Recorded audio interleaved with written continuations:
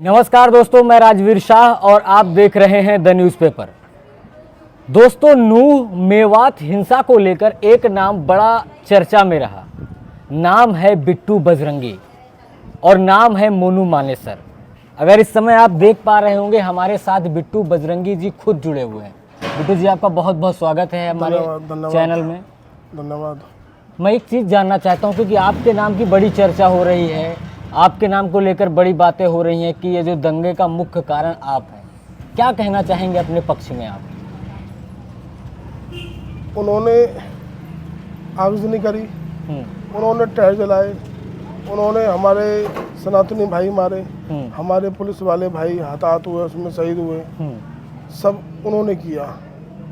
और दोष किस पर मर रहे हैं कि बिट्टू ने हमको भड़काया जी। हम भड़क गए।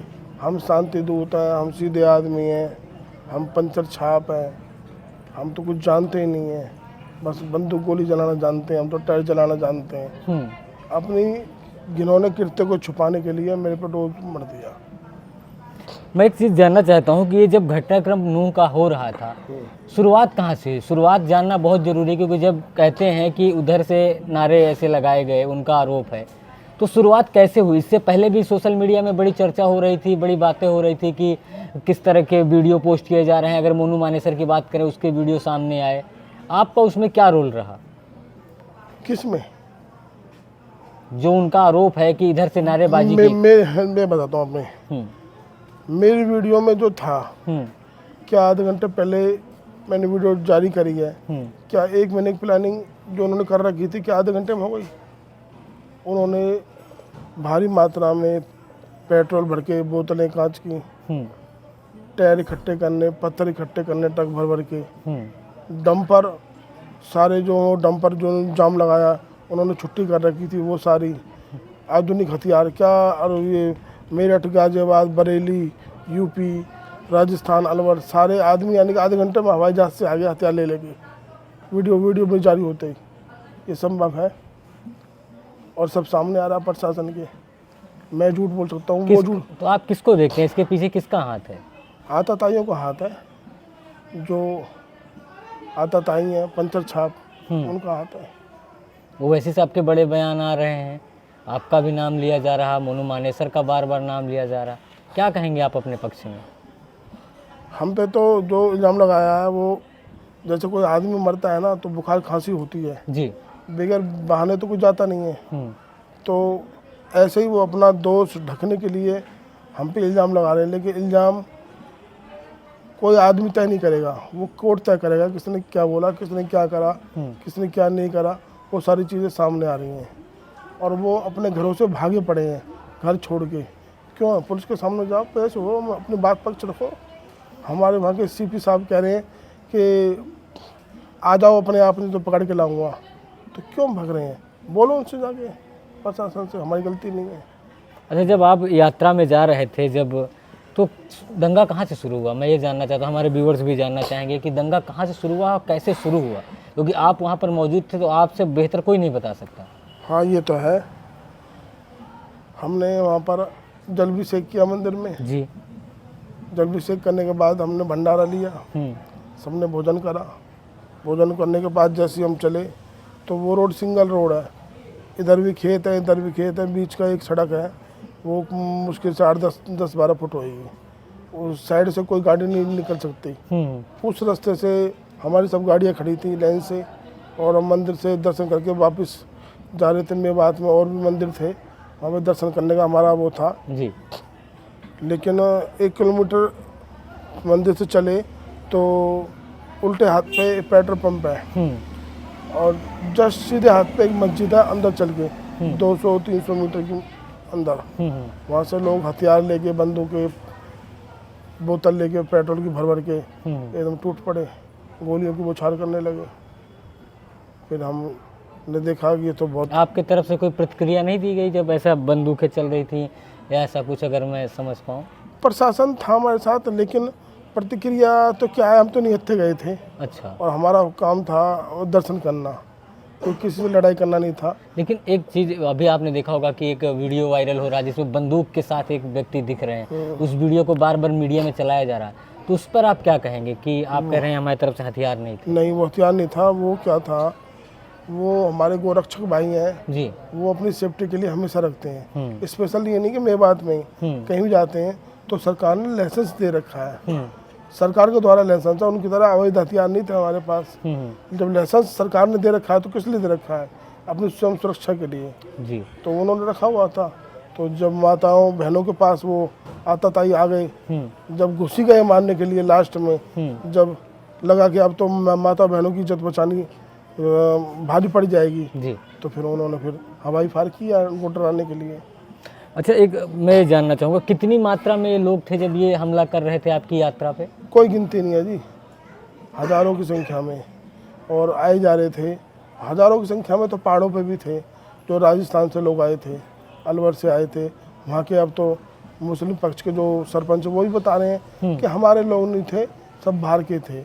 यानी कि बाहर से इतना सारे आदमी आ गए और वहाँ के लोगों को पता नहीं पड़ा। मेरी गली में कोई आएगा और वो सैकड़ों आदमी आएंगे तो मुझे पता नहीं पड़ेगा कौन आ रहा है मेरी गली में।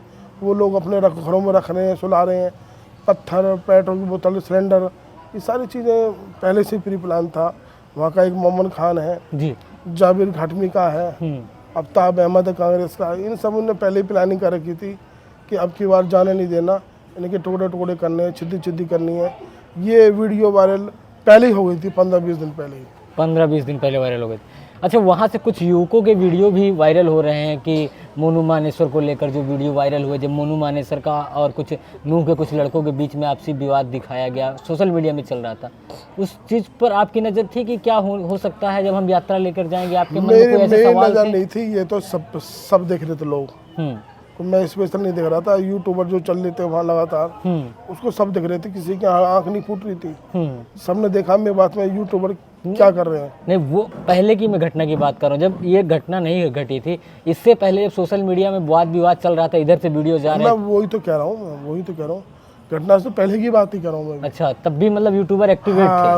वो पहले की तो सारी चीज़ें हैं कि आज इंशाअल्लाह होना है, नाराए तकबीर, आज मेरी बात में अल्लाहू अकबर करना है, पाकिस्तान जिंदाबाद, हिंदुस्तान मुर्दाबाद। आपके सामने पाकिस्तान जिंदाबाद के नारे लगे? ये सारे अपनी चीज़ निकल के आ रही है। हाँ, निकल के तो आ रही है। FIR में पुलिस ने लिखा है, ये तो मैंने देखा। FIR में नहीं, वीडियो देखो, FIR में कोई कुछ भी लिखवा सकता है। हाँ। लेकिन वीडियो जारी हुई है। अच्छा। सोशल मीडिया पे पहले यूट्यूबर ने चालू करा है, ये सारी चीज़ें। खट्टर सरकार है यहाँ पर, खुश है उनके कार्रवाई से जिस तरह से की जा रही? खुश है, क्योंकि खुश इसलिए है कि योगी के बुलडोजर की तर्ज पे खट्टर साहब ने भी बुलडोजर घुमा दिया, तो इससे थोड़ा सा राहत मिली है। राहत मिली। अभी आपने मामन खान का नाम लिया, नूह के विधायक हैं, क्या देखते हैं विधानसभा में जब उनका एक भाषण बड़ा वायरल हो रहा है, उनका भी हाथ कुछ समझ में आ रहा है आपको? उसका ही हाथ था सारा, तो मोमन खान का, जाबिर घाटमी का, आफ्ताब अहमद, ये सभी का हाथ है और यूट्यूबरों का भी हाथ है उनमें, जो इस चीज़ को उन्होंने माहौल बनाया। ये तो मेरी वीडियो थी जो अब दोस्त मर रहे हैं, आधे घंटे में ये सारी चीज़ें नहीं हो सकती, बिल्कुल नहीं हो सकती। और ये तो CID भी मान गई कि आधे घंटा, 1 घंटे, 1 दिन की ये तैयारी नहीं है, सभी मान गए इस चीज़ को। नहीं तो लोग बोलते कि हाँ बिट्टू भाई आपकी गलती है। अब तो वो लोग बोल रहे हैं तो उनसे क्या है, लोग आरोप लगाना तो हर किसी के उसमें वो है, लोकतंत्र है, कोई कुछ भी बोल सकता है। इस समय बहुत से मीडिया चैनल आपको लेकर तरह तरह की खबरें चला रहे हैं, आप भी देख रहे होंगे कि जो कार्रवाई हो रही है, कह रही बेवजह कार्रवाई हो रही है, निर्दोषों पर कार्रवाई हो रही है, क्या कहेंगे उन लोगों को? हाँ, वो निर्दोष भी हैं, वो शरीफ भी हैं, वो बेचारे अनपढ़ भी हैं, शांति दूत हैं, शरीफ हैं, कुछ जानते नहीं हैं। वो तो सिर्फ पंचा लगाना जानते हैं और कुछ जानते नहीं हैं। वो तो पंचा लगाना जानते हैं या हथियार उठाना जानते हैं, बाकी तो कुछ जानते नहीं हैं। वो भटके हुए लोग हैं, वो तो बेचारे भटके हुए लोग, आपको भटके लोग हैं बेचारे, कुछ जानते नहीं, शरीफ लोग हैं। पहाड़ों में चढ़ गए छुप के? अब हाँ, भटके लोग हैं ना, पहाड़ों में खोज कर रहे होंगे। अब नई खोज निकालेंगे कोई। गौरक्षा की थोड़ा मैं बात कर लेता हूँ, क्योंकि आप तो उससे जुड़े हुए हैं। गौरक्षा को लेकर जिस तरह से नासिर और उसकी हत्या को लेकर बड़ा बवाल हुआ, तो क्या इसका भी एक कारण मानते हैं कि उस हत्या की वजह से सारा जितनी घटनाक्रम हुआ? हाँ, बहुत सारी चीज़ें हैं, कई घटनाएं जुड़ी पड़ी हैं इससे। इस कांड से बहुत घटनाएं जुड़ी पड़ी हैं, सभी सामने आएंगी। घटना एक नहीं है, बहुत सारी घटनाएं हैं, ताकि सनातनियों को जो प्रखर रूप में आकर सामने सनातन का कार्य करते हैं, सभी मिलकर जो हिंदुत्व की आवाज़ उठाते हैं, उनको एक बार दबा दो। जैसे हमारे कमलेश तिवारी जी की हत्या कर दी, ऐसे ही इनका मकसद है जो हिंदुत्व की गाय माता की सनातन का काम करे, उसको दाब दो एक बार, इंशाअल्लाह। नारे तकबीर। जब भारत के अंदर पाकिस्तान जिंदाबाद के नारे लगते हैं तो क्या मन में भाव उत्पन्न होते हैं? उनके मंसूबे कभी पूरे नहीं होंगे, कितना ही गला फाड़ लें वो, कितना ही कुछ कर लें, मंसूबे पूरे नहीं होंगे। देशद्रोही है तो जो सज़ा संविधान में लिखी हमारे भारत ने, देशद्रोहियों की वही सज़ा है जो कानून तय करेगा। कानून जो तय करेगा, तो कानून यानी अच्छी कार्रवाई आपकी तरफ से कर रहा है अभी फिलहाल? मेरी तरफ से नहीं, मैं हो या कोई हो, कानून अपना काम करता है। कानून किसी की बापोती नहीं है। कोई हो गलत करेगा उस पर सिंगजा कसेगा तो कोई हो। बहुत सी इस समय खबरें चल रही हैं कि राजस्थान के जरिए बहुत से रोहिंग्याओं का भी नाम आ रहा है कि रोहिंग्या अवैध बस्ती बना कर रहे, उस पर आप क्या कैसे देखते हैं उसको? रोहिंग्या तो है ही है, हाँ, लेकिन कहते हैं ना, गधे का कान मत बैठो और दूसरे पे इल्ज़ाम लगाओ। नाचना आए ना आंगन टेढ़ा, तो उनकी गलती रोहिंग्याओं की है, वो बाहर के लोग हैं, लेकिन जो मेन दबंग आदमी है, सड़क की धरा उनका है। अच्छा, क्योंकि 20-80 का अनुपात, थोड़ा आबादी पर भी मैं बात कर लेता हूं। 20-80 नहीं, 90-10 10 कह रहे हैं, 10% खाली हिंदू रह गया है नूह के बस अंदर। बस बस। अब वो भी वो है जो बेचारा, जिनके काम धंधे हैं, दुकानदारी है, जो उनकी मजबूरी है अपना कि वो ज़मीन बिक नहीं सकती उस दामों पर, तो वो भी बेचारे परेशानी रहेंगे। इसलिए वो दबाव है मतलब नूह के अंदर हिंदुओं के ऊपर? हाँ, दबाव तो है, क्यों नहीं दबाव क्यों नहीं है, अब तो बाहुल क्षेत्र है वो। क्योंकि आप रहते हैं, आप टहलते हैं, तो नहीं, आपको लगता है दबाव है? दबाव तो है, लेकिन हमारे हिंदू समाज छत्रपति शिवाजी महाराणा प्रताप की वंशज है, वो झुकने वाले नहीं है, चाहे मर जाए। अच्छा, एक सवाल और मैं पूछना चाहूँगा। नूह की बात करते हैं, बड़ा अवैध वहाँ कहते हैं कार्रवाइयाँ होती हैं। अगर बात करें क्राइम से लेकर डिजिटल क्राइम, नेट पर बहुत फ्रॉड होते हैं, तो क्या इस विषय में आप अगर कुछ बता सकें हमारे दर्शकों को, क्योंकि आप तो देखते ही हैं सब कुछ। पूरे देश में सबको पता है टटलूबाज कौन है, पूरे देश में पता है। वाहन चोरों के अंतर्राष्ट्रीय गिरोह कहाँ है, सबको पता है। गौ तस्कर किस जगह होती है, गौ तस्करी अभी भी होती है धड़ल्ले से। इन्होंने जो हमारे प्रशासन ने, क्राइम ब्रांच जो साइबर जो फ्रॉड किया था मेवात में, वो थाने में आग लगा दी। वहाँ रिकॉर्ड थे ना उनके, रिकॉर्ड जल जाए, कुछ मिले ना, जमानत पे बदमाश बाहर आ रखे थे। ये सारी चीज़ें हैं, आ रही है सामने दिन दिन करके। अच्छा बिट्टू जी, एक बात मैं जानना चाहूँगा कि आपके ऊपर जो आरोप लगे उन पर आप क्या सफाई देना चाहेंगे? आपके ऊपर जो आरोप लगे उन पर आप क्या सफाई देना चाहेंगे? मेरे सारे जो मेरे पर आरोप लगे वो सारे निराधार हैं और बिना तथ्य के हैं, और जो मैंने कोई टिप्पणी की भी उसकी सज़ा मुझे मिली, मुझे अरेस्ट किया गया और कोर्ट ने मुझे जमानत दी, और मैं अपने घर पे हूँ, भागा नहीं हूँ कानून से।